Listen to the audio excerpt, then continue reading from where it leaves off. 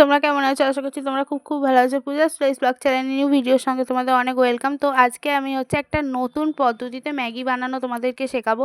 তো তার জন্য সবজিগুলো কুচিয়ে নিয়েছি আর হচ্ছে রসুন আর লঙ্কা পেস্ট করে নিয়েছি। ম্যাগি নিয়ে নিয়েছি, তার জন্য কড়াতে তেল দিচ্ছি। তেল দিয়ে হচ্ছে আগে ফার্স্ট ওই ক্যাপসিকাম আর গাজরটাকে হচ্ছে ভাজতে বসিয়ে দিয়েছি। ভাজা হয়ে গেলে একটু ভাজা ভাজা মানে একটু লালচে টাইপের হয়ে গেলে তারপর হচ্ছে পেঁয়াজ দিয়ে দেবো। পেঁয়াজ দিয়ে ভালো করে হচ্ছে নেড়ে নেবো।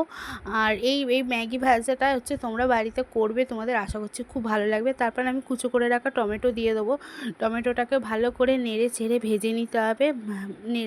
না যতক্ষণ না হচ্ছে সবজিগুলো পুরোপুরি গলে ততক্ষণ ভাজতে হবে। তারপর আমি দিয়ে দেবো হচ্ছে সোয়া সসের পর আমি অ্যাড করব রেড চিলি সস।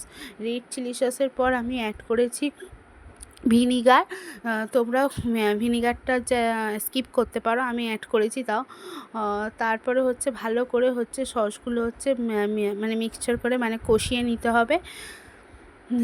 কষানো হয়ে গেলে অল্প নুন দিয়ে দেবো। নুনটা একদম অল্প দেবে, কারণ অলরেডি সসে নুন থাকে, এছাড়া ম্যাগির মশলাতেও থাকে, তাই নুনটা একদম অল্প পরিমাণে দেবে। তারপর ম্যাগিগুলো হচ্ছে গোটা ম্যাগিগুলো দিয়ে দেবো। তারপর হচ্ছে জল দিয়ে দেবো।